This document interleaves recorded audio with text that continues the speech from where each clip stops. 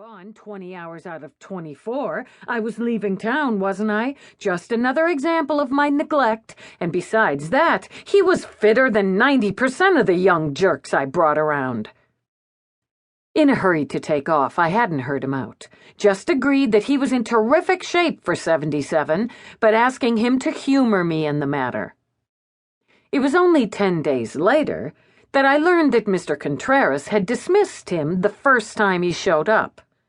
The results, if disastrous, were utterly predictable. The old man met me dolefully when I returned from Kankakee for the weekend. "I just don't know how it happened, Al. She's always so good. Always comes when she's called, and this time she just tore away from me and headed down the street. My heart was in my throat.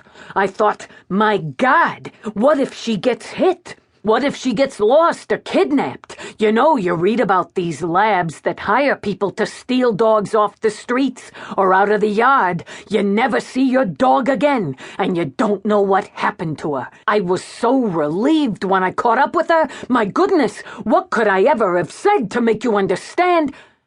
I snarled unsympathetically. "And what are you going to say to me about this business? You haven't wanted to spay her, but you can't control her when she's in season. If you weren't so bullheaded, you would have admitted it and let Tim run her. I'll tell you this much, I'm not going to spend my time looking for good homes for her damned offspring." That brought a spurt of his own temper, which sent him back to his apartment with an angry slam of the door.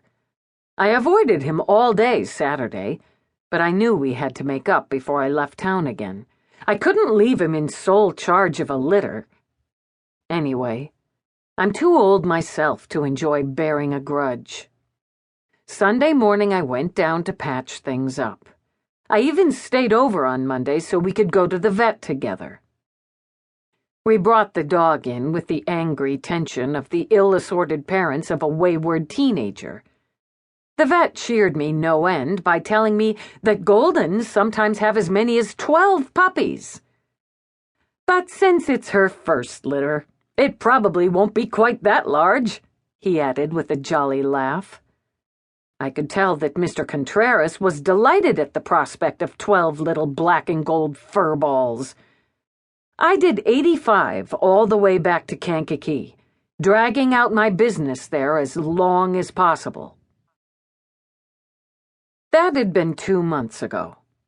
Now I was more or less resigned to Peppy's fate, but I was much relieved that she seemed to be doing her nesting on the first floor. Mr. Contreras grumbled about the newspapers she shredded in her chosen spot behind his couch, but I knew he would have been unbearably hurt if she decided her den was in my apartment. This close to her due date, she was spending almost all her time inside with him. But yesterday, Mr. Contreras had gone to a Las Vegas night that his old parish was running. He'd been involved in the planning for 6 months and didn't want to miss it, but he called me twice to make sure Peppy hadn't started into labor, and a third time at midnight to check whether I'd written down the phone number at the hall they'd rented. That third call was what was giving me malicious pleasure at her trying to wake him before 6. The June sunshine was bright, but the early morning air was still chilly enough that my bare feet grew too cold to feel the porch floor. I went back inside without waiting for the old man to get up. I could hear Peppy's muffled barks continuing as I kicked my shorts off and stumbled back into bed. My bare leg slid over a wet spot on the sheet. Blood. It couldn't be mine, so it had to be the dog's. I pulled my shorts back on and dialed Mr. Contreras's number. I had my knee socks and running shoes on before he answered, his voice hoarse beyond recognition. "You guys must have had a good old time last night," I said brightly, "but you'd better get up and face the day. You're about to become a grandfather again." "Who is this?" he rasped.